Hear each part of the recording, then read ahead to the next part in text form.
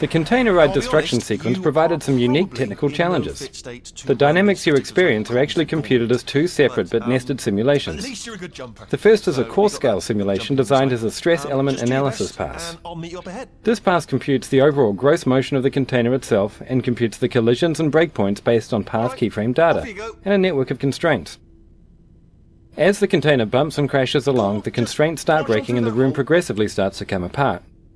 There are over 300 rigid bodies and 900 constraints in this rig, all individually configured for properties like tensile, friction and collision response. The course simulation portrayed gross motion that captured the main dynamics of the ride, but not the fine details. The product of the course simulation was then used to deform spline-based surfaces representing the container geometry, which in turn were parents to fine debris anchored as rigid bodies.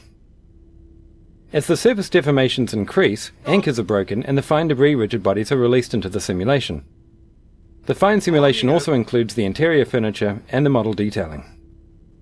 The two simulations were then connected using cache data and were driven together by a series of scripts. Due to the computational complexities of having two nested simulations, we had to come up with some solutions to some interesting mathematical problems. One problem was that the nested nature of the simulations resulted in some instability in the fine debris calculations due to floating point computational limits. The solution employed for this was to compute the fine debris on a stage where the root transform of the course simulation was essentially cancelled out and stored for later use. This allowed us to more accurately detect the fine interactions between the debris and the environment. Post-simulation, the root transform position and inertia were reapplied to the details. We solved the problem of trying to compute the player within this highly dynamic environment by putting them in a virtual room that has all the base shapes of the rendered container, but is simply used to compute player navigation. It's hidden somewhere else in the map. The viewpoint of the player is then parented to the course simulation transform, resulting in the final rendered frame.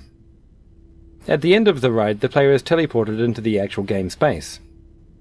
The simulations were iterative, enabling us to sculpt the dynamics in parallel with gameplay design. In the final product there are over 1,200 rigid bodies, 900 constraints and 1,000 joints. With all the iterations combined, the actual runtime spent computing the simulation was 92.4875 days.